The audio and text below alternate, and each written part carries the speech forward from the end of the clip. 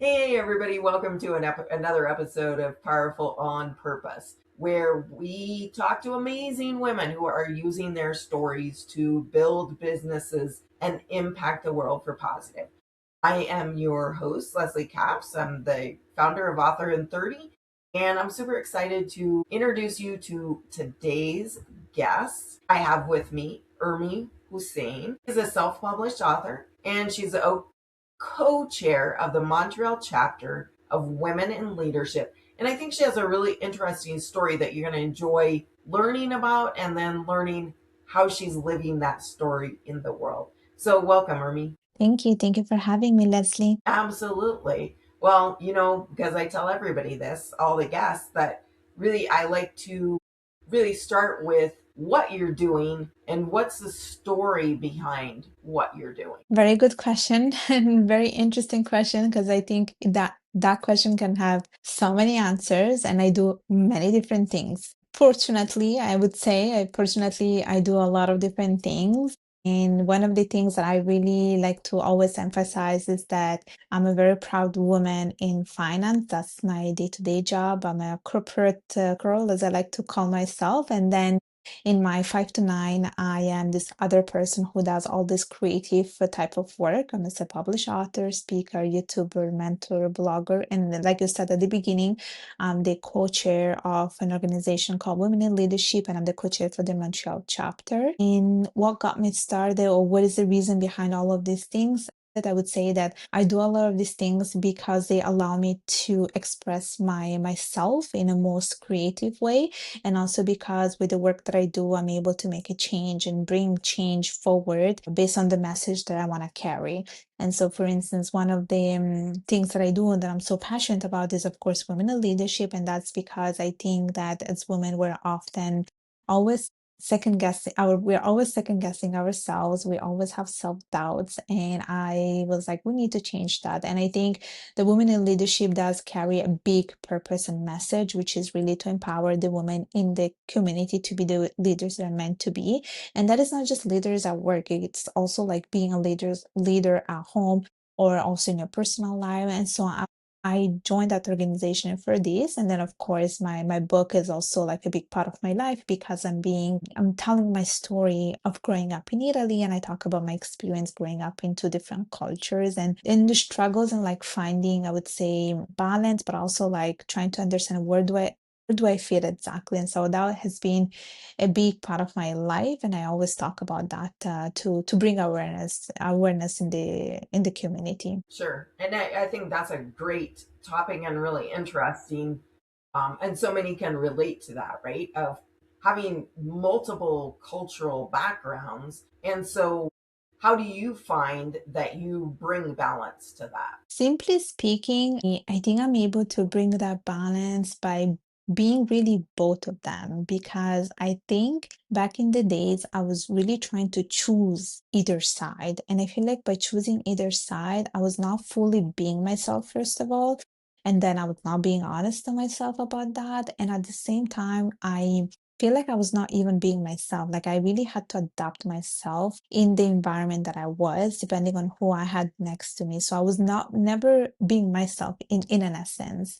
But after really thinking through about that and doing some inner work and really reflecting upon that and really also like talking with other people who are very similar to me in terms of like having multiple cultural backgrounds, I was like, it's all about really embracing your identity, creating that space for yourself, but also like creating that box where you are comfortable, being part of. Because sometimes I feel like people are always labeling you, but I didn't want people to label me, or I didn't want people to put me in one single box. Like that's up to me to create that box. And I think that's what I did, which is my box is made of like a little bit of Italian side, a little bit of the Bengali side. And the way I try to like use that is in my everyday type of everything in my everyday day-to-day life. It's a based on the way that I dress. It's the way, sometimes like when I think about my hair, like I used to like straighten them back in the days because I didn't like the natural curly hair the Bengali women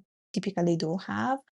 I used to like like wear contact lenses because I didn't want to look, too Bengali, for instance. But now I embrace that. But at the same time, I also embrace the Italian side. I enjoy eating my pasta. I use a lot of hand gestures when I speak. And so I bring that balance by being both each day, basically. Right. And it sounds like being really aware of both of those aspects and not really, because you kind of mentioned being influenced by the people around you. And so it sounds like you found by bringing them together that you're always the same person. Yes, exactly. And for me, it's important to be that, being the same person no matter who I am and not really adapting myself to the environment because I just feel like I'm really not being myself. And then you find in a comfortable situation and people know you for someone that you're not. And I'm like, you know what? It's better that I am who I am. Right. Absolutely. Absolutely. So, being in the women in leadership realm, what would you say is something about women in power that more women need to understand or recognize? I think when it comes to women in leadership and women in power, I think one of the conversation that really keeps coming up is how, so first of all, there is the imposter syndrome that I feel like every single woman goes through that, and I keep hearing that conversation. I keep hearing it in one way or in another. It is always there. Like maybe you are afraid to speak up in at an event. Maybe you're so concerned about your accent when you are speaking with someone. You're like, I don't you feel like you don't belong in a certain room. And I think now what's coming even and more, it's the concept of like well-being and wellness. And we also had a webinar not too long ago where women were like, we're just so tired of like, giving, giving, giving, and no one is giving us anything back. And I think that comes also with a sense of self guilt that a lot of women carry, unfortunately, because of the way we're conditioned to believe certain things. And those conversations are still happening, and women really struggle with that. And we are really trying to tell this woman that there are ways that you can find the balance in, taking care of yourself first, which is so important. And I think for women in leadership and women in power, I think what's an important message is that you come first. You can't serve people, in your company. You cannot serve people in your team if you're not able to take care of yourself and your well-being. So it's important to like remind yourself that it's okay to nurture your soul. It's okay to nurture yourself, whether it is through body movements, activities, reading, like everyone else is important too, but I think you are the most important thing. And I think women really need to be reminded of that message all the time. You mentioned a little bit about your background and living in different countries. How would you say that has influenced you in a leadership way? I think in many ways, especially because in a lot of the cultures, and especially in the South Asian culture, I have seen how women are treated. I think there are like some recurring problems that happen in South Asian cultures, especially when we speak about child marriages and so forth. And it does still happen where a lot of young girls, for instance, at the age of 12, 14, they're just giving away for marriages because a lot of the times the concerns of many families is, okay, who's gonna take care of my daughter, and as soon as she's born, this is the biggest concern. So I've seen that with my own eyes, and I also have seen it a little bit also with my own experience, how sometimes I feel like my life would have been a bit simpler if I was just, let's say, a boy, if I was born as a boy. And because I would see it's very gender focused. That's what I'm trying to say. It's very gender focused, unfortunately. And so we grew up with a lot of limitations. Simple things such as you want to travel, you cannot do it, with your friends or something unless you're married, unless, there is a male figure next to you. And I actually believed in all of these things. And so I believe thinking I cannot do anything pretty much. And so now that I'm much older and I know things and I learned about the world, I'm like, okay, let's change that. And that's why I am part of all this organization like Women in Leadership. That's why I do a lot of female mentorship. I do mentor a lot of young talents, and I also mentor a lot of women of color because I think we just go through certain things that are like we can only address and we can only understand one another. It's because we belong to the same culture. And so I do think that my own personal experience had a huge impact in the decision that I made when it came to mentorship or also being part of women in leadership. Yeah. Sure. I can see that. And kudos to you for being able to step outside that system, right? And recognize for yourself to make changes and then turn around and help some of those other young women, right? Because I'm sure there are limited resources. Yeah, and you know what? I felt like, especially when I was growing up, and I think it was because internet was not booming. Like having internet back when I was growing up was a luxury. Like I really felt like only certain people could have it, and you did not have limited access and so forth. And so I feel like when I was growing up, I did not have access to any resources, and I was not even like, I didn't even know what is it that I'm supposed to be looking for. And so you just rely on your circle of friends, but your circle of friends maybe are not people that are similar to you in terms of like cultural background. Like for me, it was a struggle because I had friends who were mainly Italian, and I felt like for them, it was also a learning process to get to know someone who was like me, who's different from them. So I really had to like educate them and explain myself. And sometimes you don't want to do that, and you wish there was someone a bit similar to you. So for me, it was a lot different back in the days because I had no resource, no access. I didn't even know where to go and look for this information. But now I feel like times have changed. We can all use internet. We have social media. There's so many ways that you can get connected to, and I feel like it's great. There's so many organizations where women can really rely on and get together and really talk to one and another. I think honestly it's great because I feel like there is a niche for everything. There's literally a niche for everything. There's like one for like women of color, one for women of South Asian heritage, one for women who are Muslims. Like there's so many different things, and you can find your tribe based on in what you like associate with.